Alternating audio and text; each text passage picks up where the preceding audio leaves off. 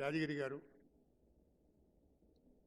హరగోపాల్ గారు, మిగతా మిత్రులందరికీ నమస్కారం.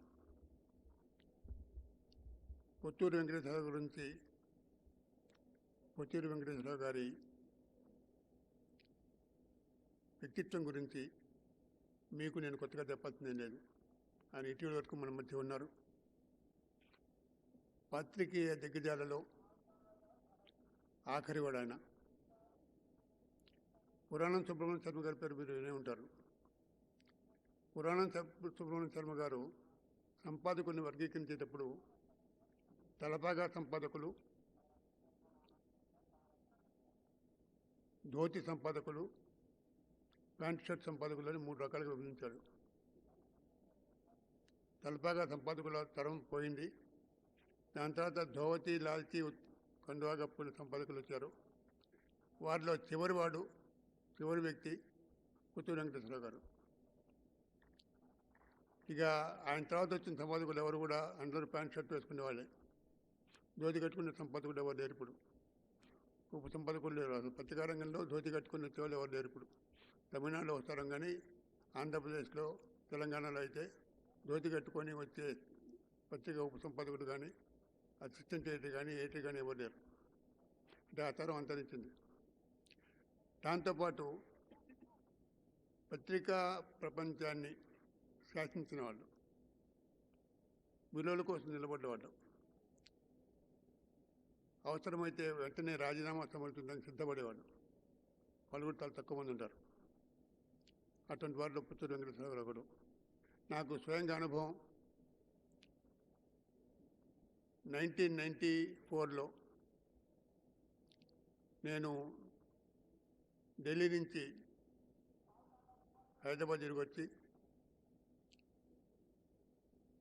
ఉదయంలో ఎగ్జిక్యూటివ్గా చేరినప్పుడు అప్పుడు చీఫ్ ఎడిటరు పుత్తూరు వెంకటేశ్వరరావు గారు, బ్యూరో చీఫ్ సాయిబాబా గారు, దామర్ల సాయిబాబా గారు. దామర్ల సాయిబాబా గారు ఒక ఇన్వెస్టిగేటివ్ స్టోరీ చేశారు. శ్రీలంక వెళ్ళొచ్చి ఇన్వెస్టిగేటివ్ స్టోరీ చేశారు. కరీంనగర్ నుంచి శ్రీనగర్కి ఎట్లా ఈ స్టిక్స్ వెళ్తున్నాయి, ఎల్టీటీ వాళ్ళకి ఎట్లా సప్లై అవుతున్నాయనే స్టోరీ. అది 6 పార్ట్లు రాశారు ఆయన. దాన్ని పుత్తూరు వెంకటేశ్వర గారు క్షుణ్ణంగా పరిశీలించి నేను ఎడిట్ చేసిన తర్వాత ముఖ్యమంత్రి గౌరవనీయులు రేవంత్ రెడ్డి గారికి స్వాగతం,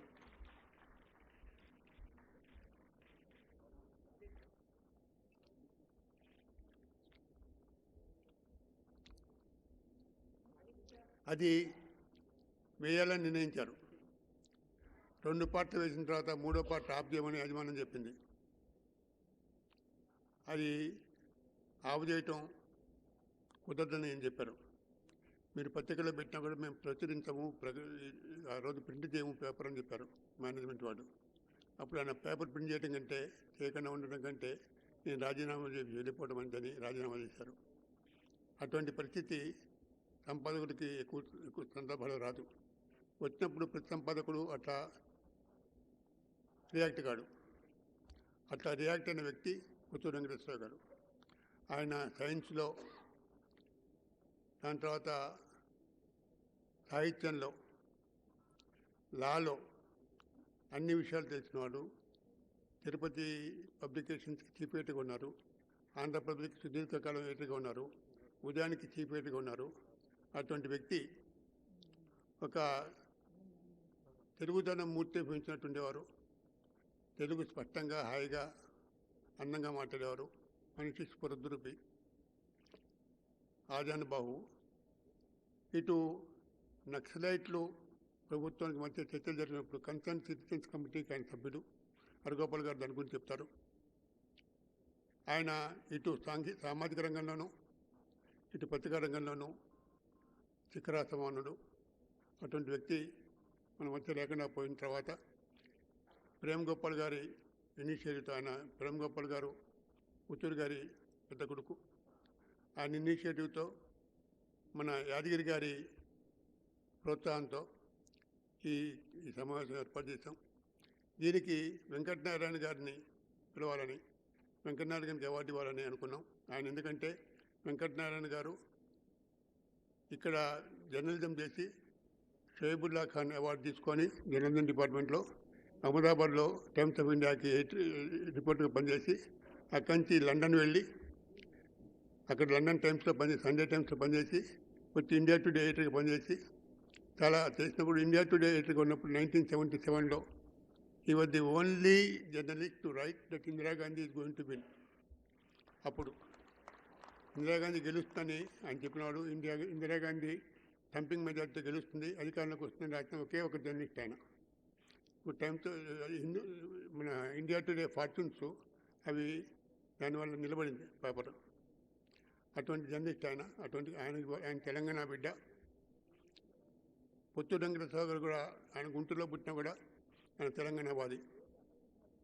1969 ఉద్యమంలో కానీ దాని తర్వాత ఉద్యమంలో కానీ తెలంగాణ కోసం తెలంగాణ ఇవ్వాల్సిందని వాదించిన వ్యక్తి. అందుకని ఈయన కమలాపురంలో జన్మించిన మన వెంకటనారాయణకి వాటి ఒకటి సముచితంగా ఉంది అనుకున్నాం. ఆయన అడగంగానే ఒప్పుకున్నారు. ఆయనకు ధన్యవాదాలు. నేను సెలవు తీసుకుంటాను. నమస్కారం.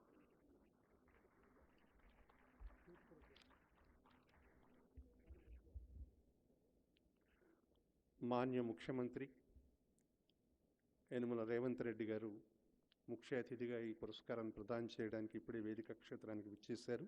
వారికి వేదిక స్వాగతం పలుకుతున్నది. వారి చేతుల మీదుగా దీప ప్రదీపనం చేసి పొత్తూరి వారి ఛాయాచిత్రపటానికి పుష్పాంజలి ఘటిస్తారు. ఇతర అతిథులు కూడా వారి వెంట పాల్గొంటారు. వారిని ఆహ్వానిస్తున్నారు. ముఖ్యమంత్రి గారిని పుష్పగుచ్చంతో ఆహ్వానిస్తూ ఉన్నది. ఇప్పుడు కార్యకర్తలు పొత్తూరి వెంకటేశ్వరరావు స్మారక పాత్రికేయ పురస్కారం అందజేయడానికి ఏర్పాట్లు చేస్తారు. ఇది ముఖ్యమంత్రి గారి చేతుల మీదుగా ఈ ప్రధానోత్సవం జరుగుతుంది. 1943వ సంవత్సరం సెప్టెంబర్ నెల 6వ తేదీన తెలంగాణ రాష్ట్రంలోని హన్మకొండ జిల్లా కమలాపూర్ గ్రామంలో జన్మించారు వెంకటనారాయణ గారు. స్వగ్రామంలో జిల్లా పరిషత్ ఉన్నత పాఠశాలలో వారి విద్యాభ్యాసం జరిగింది. నిజాం కాలేజీలో వారు డిగ్రీ విద్య పూర్తి చేశారు. ఉస్మానియా విశ్వవిద్యాలయం నుంచి జర్నలిజంలో స్నాతకోత్తర పట్టా అందుకున్నారు. అత్యున్నత స్థాయిలో మార్కులు సంపాదించుకుని షోయబుల్లా ఖాన్ స్వర్ణ పతకాన్ని గెలుచుకున్నారు. కాకతీయ విశ్వవిద్యాలయం నుంచి పాత్రికేయ వృత్తిలో అందించిన సేవలకు గుర్తింపుగా గౌరవ డాక్టరేట్ అందుకున్నారు. విదేశీ కరెస్పాండెంట్ల సౌత్ ఏషియా క్లబ్ వారు అధ్యక్షునిగా వ్యవహరిస్తూ ఉన్నారు. ఈ పదవిని వారు 3 దఫాలుగా నిర్వహించడం విశేషం. మల్టీమీడియాలో వారు స్వేచ్ఛాయుత పాత్రికేయులు. ఆస్ట్రేలియాలోని నెట్వర్క్ 7 ఛానల్కి సౌత్ ఏషియా బ్యూరో చీఫ్గా వ్యవహరిస్తున్నారు. కొలంబోలోని ఐలాండ్ న్యూస్ పేపర్కు భారత్ బ్యూరో చీఫ్గా, సౌత్ ఆఫ్రికాలోని జోహన్నస్బర్గ్లోని శ్రవ్య మాధ్యమాల ప్రతినిధిగా వారు సేవలు అందిస్తూ ఉన్నారు. అహ్మదాబాద్ నుండి టైమ్స్ ఆఫ్ ఇండియాలో పాత్రికేయునిగా ఈ రంగంలో రంగప్రవేశం చేసి వారి సేవలు ఇప్పటికీ అర్ధ శతాబ్ద కాలంగా కొనసాగుతూ ఉన్నాయి. పాత్రికేయ రంగంలో వారి సేవలు షష్ఠ్యబ్దుల కాలాన్ని త్వరలో పూర్తి చేసుకోనున్నాయి. లండన్లోని ది సండే టైమ్స్ ఆఫ్ లండన్కు సమ్మర్ స్కాలర్గా సేవలందించారు. బోస్టన్ గ్లోబ్ పత్రికకు వ్యాసాలు రాశారు. ఇండియా టుడే వార్తా సంచికకు ఎగ్జిక్యూటివ్ ఎడిటర్గా, సీనియర్ ఎడిటర్గా సేవలందించారు.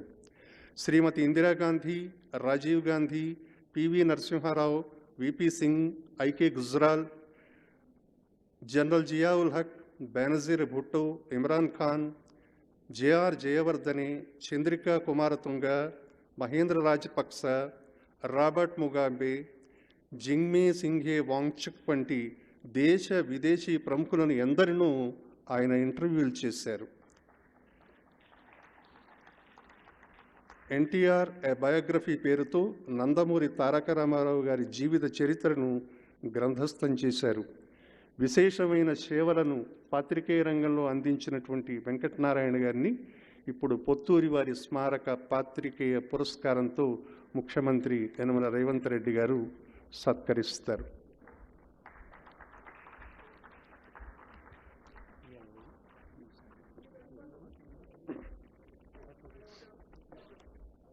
ఇప్పుడు ఈనాటి ముఖ్య అతిథి, పురస్కార ప్రదాత, తెలంగాణ రాష్ట్ర ముఖ్యమంత్రి యనమల రేవంత్ రెడ్డి గారు తమ శుభాకాంక్ష సందేశాన్ని అందిస్తారు.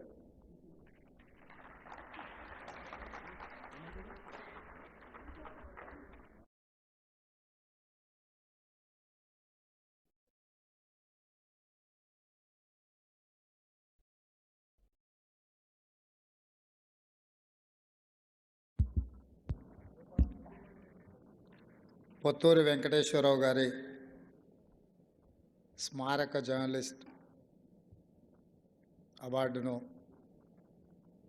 సీనియర్ పాత్రికేయులు వెంకట నారాయణ గారికి పెద్దలు శ్రీరామచంద్రమూర్తి గారు, యాదగిరి గారు ఇవ్వాలని ఈ కార్యక్రమంలో ప్రత్యేకంగా పాల్గొనాలని వారు ఆహ్వానించడం జరిగింది.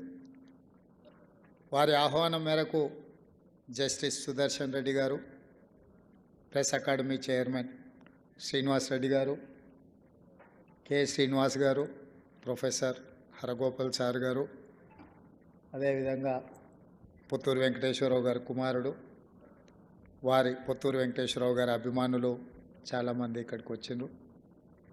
నేను పెద్దగా ఈ వేదిక మీద చెప్పడానికి ఏం విషయాలు లేవు, ఎందుకంటే నా వయసు కంటే ఎక్కువ అనుభవం ఉండి రాష్ట్ర దేశ అంతర్జాతీయ రాజకీయాలను గమనించి ప్రజల చేత ప్రతినిధులకు ఉండే బంధాన్ని, తీసుకునే నిర్ణయాలను నిశితంగా పరిశీలించి పరిశోధనాత్మక వార్తలు రాసిన వాళ్ళందరూ ఇక్కడ ఉన్నారు. ఒక్క మాట నేను చెప్పగలను, జర్నలిస్టులు అనేవాళ్ళు ఎప్పుడూ ప్రతిపక్షమే.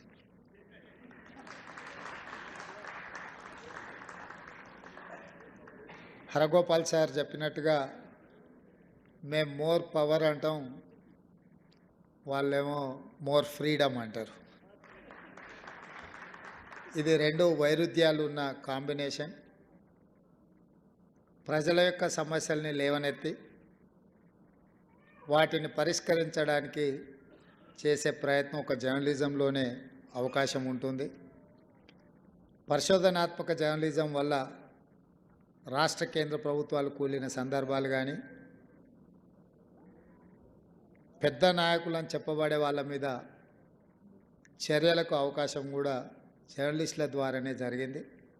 ఏది ఏమైనా ఈరోజు తెలంగాణ రాష్ట్రంలో ఏర్పడ్డ ప్రభుత్వం ప్రజల ఆకాంక్షలకు, పత్రికలు ప్రసార సాధనాలకు స్వేచ్ఛనివ్వాలని, వీలైనంత మేరకు వాళ్ళు లేవనెత్తుతున్న అంశాలను, ప్రస్తావిస్తున్న సమస్యల్ని పరిష్కరించాలన్న ఆలోచనతోనే మా ప్రభుత్వం ముందుకు వెళ్తుంది.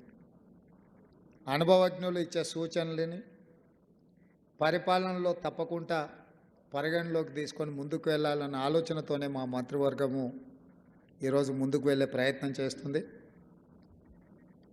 మన రాష్ట్ర సరిహద్దులు దాటి జాతీయ స్థాయి, అంతర్జాతీయ స్థాయిలో వెంకటనారాయణ గారు తమ అనుభవాన్ని ఉపయోగించి 50 సంవత్సరాలు పైగా ఈ వృత్తిలో రాణించడం అనేది గొప్ప విషయము.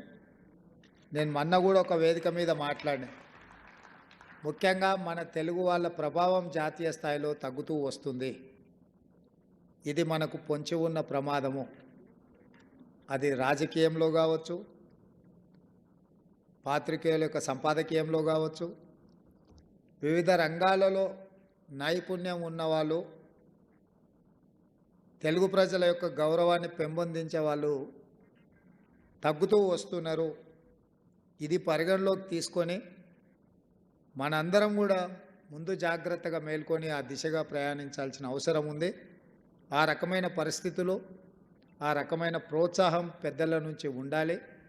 పెద్దల సూచన మేరకు మళ్ళీ జాతీయ స్థాయిలో తెలుగు వాళ్ళ పాత్ర పోషించాలి. ఆనాడు పివి నరసింహారావు గారు, నీలం సంజీవరెడ్డి గారు, ఎన్టీ రామారావు గారు పోషించిన పాత్ర, చివరగా కీర్తిశేషు జైపాల్ రెడ్డి, వెంకయ్య నాయుడు గారితో ఢిల్లీలో ఇక మనల్ని ఎవరిని గుర్తుపట్టే వాళ్ళు లేని పరిస్థితి. ఢిల్లీకి వెళ్ళినప్పుడు జ్యుడిషియల్గా కూడా పెద్దలు సుదర్శన్ రెడ్డి గారు, లేకపోతే ఎన్వి రమణ గారు ఇలాంటి వాళ్ళు ఒక ఉన్నత స్థాయిలో ఉండి, ఢిల్లీలో ఎవరు సామాన్యులు వెళ్ళినా ఎవరికైనా చెప్పుకోవడానికి, వాళ్ళు మనల్ని గుర్తుపట్టినా పట్టకపోయినా, వాళ్ళు మనకు సహాయం అందించినా అందించకపోయినా మా వాళ్ళు ఉన్నారనే ధైర్యం చాలా గొప్ప ధైర్యం. ఈరోజు ఆ పరిస్థితులు జాతీయ స్థాయిలో లేవు. ఈ పరిస్థితుల నుంచి మనం బయటపడాల్సిన అవసరం ఉన్నది.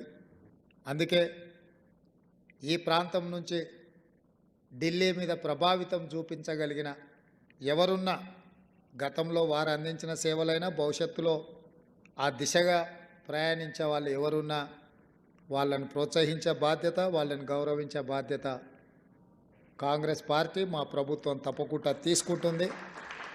ఈ సందర్భంగా ఒక మంచి కార్యక్రమం చేపట్టినరు. ఇంతకుముందు నేను బయలుదేరే ముందు ఇంకా ఆడిటోరియం నిండలేదు అని ఎవరో చెప్పిండ్రు. అంటే నేను అన్నా ఇదేమన్నా సినిమా పాటల పోటీ అనే అదంతా నిండడానికి. అక్కడ ఉన్న వాళ్ళందరూ ఒక్కొక్కరు ఒక రాష్ట్రంలో ఉండే చాలామందికి దిశ నిర్దేశించగలిగిన వాళ్ళు ఉంటారు. అది నెంబర్తో కాదు, అక్కడికి వచ్చిన వ్యక్తుల యొక్క ప్రభావము, వాళ్ళ ప్రతిభను చూసి మనం ఆ కార్యక్రమానికి వెళ్ళాలి. అందుకే ఈ కార్యక్రమంలో మీరందరూ విచ్చేసి పెద్దలందరూ కూడా వేదిక మీదగా ఉండడం అనేది ఒక నిండుదనాన్ని, ఒక మంచి కార్యక్రమాన్ని తీసుకున్నందుకు మరొక్కసారి మనస్ఫూర్తిగా శ్రీరామచంద్రమూర్తి గారిని, యాదగిరి గారిని అభినందిస్తూ మీ అందరి దగ్గర సెలవు తీసుకుంటున్నాను.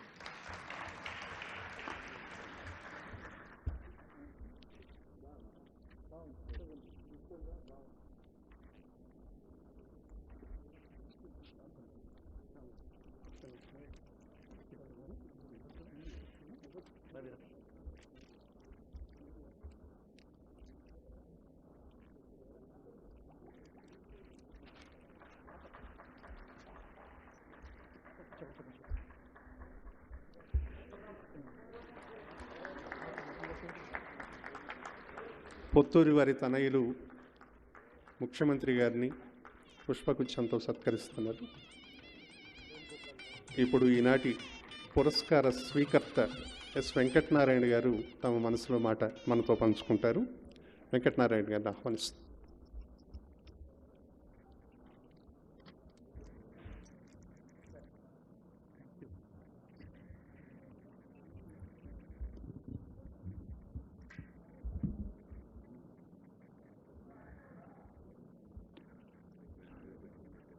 Mr. Chief Minister,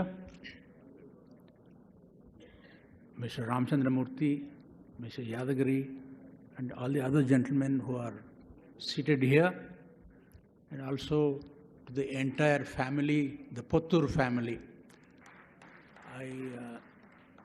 I want to thank each one of you for this rare honor being bestowed on me, even though I never worked in Hyderabad as such.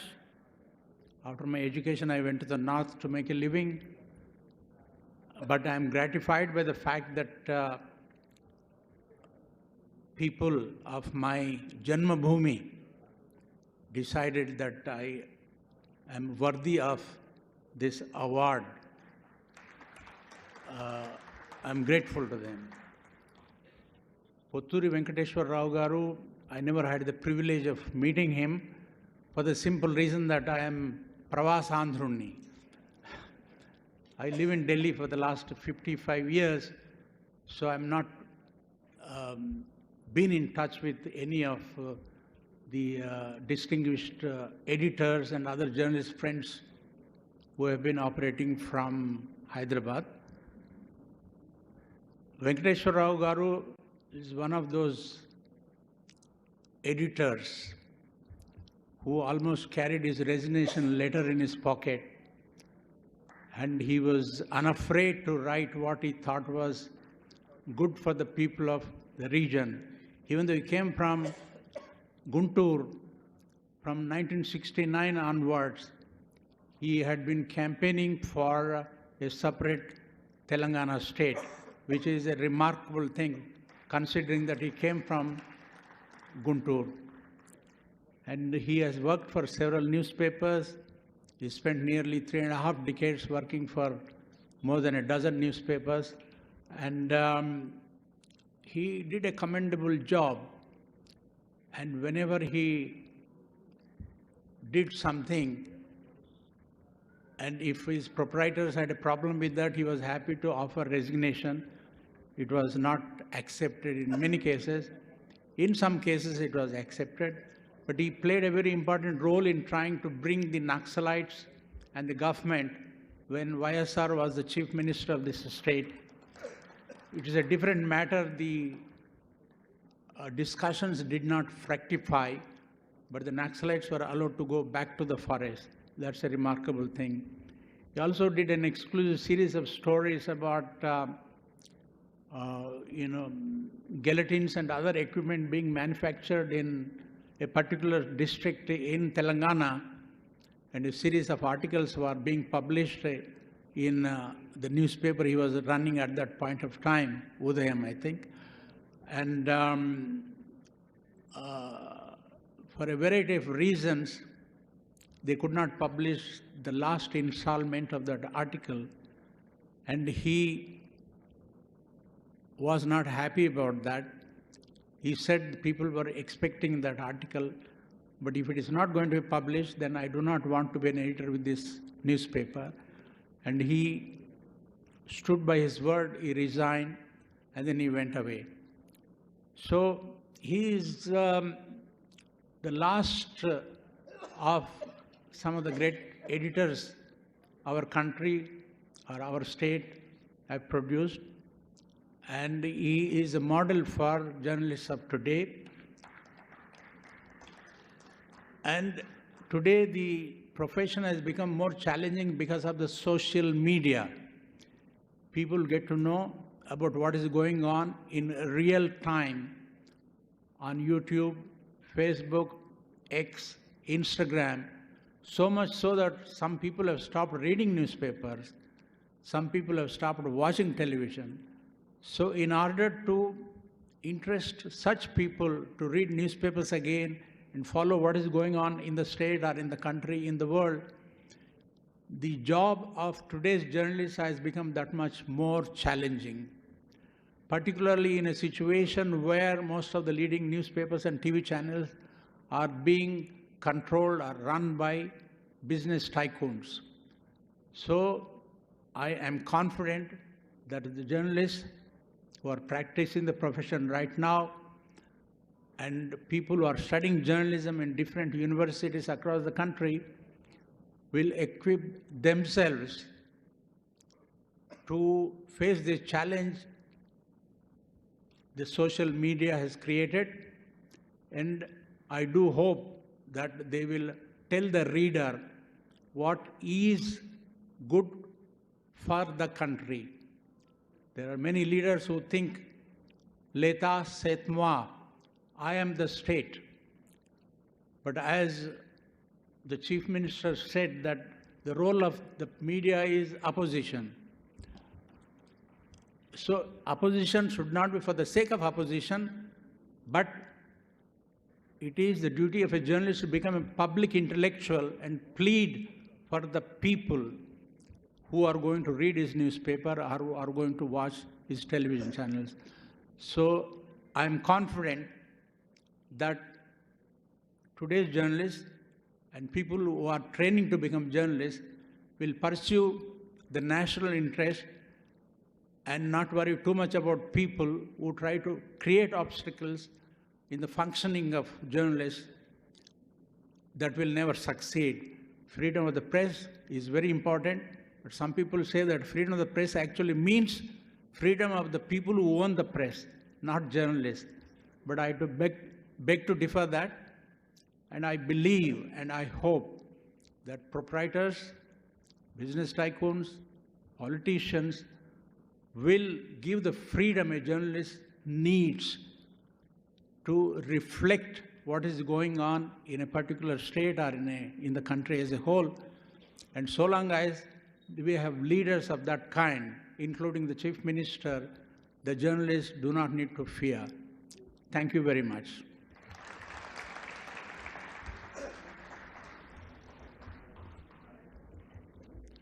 Venkatanarayana గారికి ధన్యవాదాలు తెలియజేస్తూ ఇప్పుడు ప్రొఫెసర్ హరగోపాల్ గారిని ఆహ్వానిస్తూ ఉన్నాను.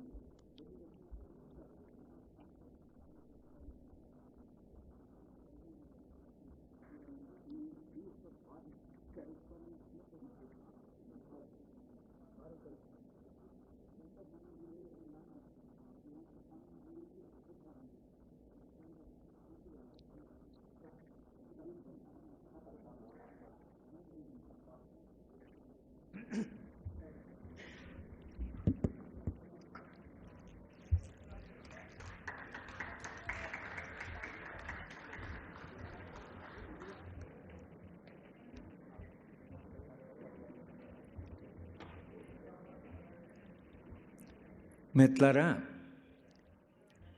ముఖ్యమంత్రి గారికి చాలా పనులు ఉంటాయి కాబట్టి ఆలస్యంగా వచ్చారు, తొందరగా వెళ్ళిపోయారు.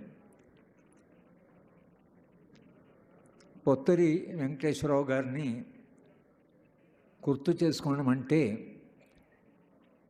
పొత్తూరి గారు ఏ విలువలకి ఏ విశ్వాసాలకి నిలబడ్డాడో ఆ విశ్వాసాలకి ఆ విలువలకి ఇవాళ ఒక గౌరవ సూచకంగా పొత్తూరి గారి కుటుంబము ఈ అవార్డుని ప్రఖ్యాత జర్నలిస్టు వెంకటనారాయణ గారికి ఇవ్వడం వలన కుటుంబము పొత్తూరి గారి విలువలని సమాజంలో కాపాడాలని, పొత్తూరి గారి జ్ఞాపకం ఏదైతుందో అది రాబోయే తరాలకు కూడా అది ఉండాలని వాళ్ళు ఇవాళ ఈ అవార్డు ఏదైతే ఇస్తున్నారో, ఇప్పుడున్న ఈ జర్నలిస్టు అంటే ప్రపంచంలో పొత్తూరి గారిని ఎంత గుర్తుపెట్టుకోవాల్సిన అవసరం ఉంటుందో దాని అవసరం ఎంతో ఇవాళ ఈ అవార్డు ద్వారా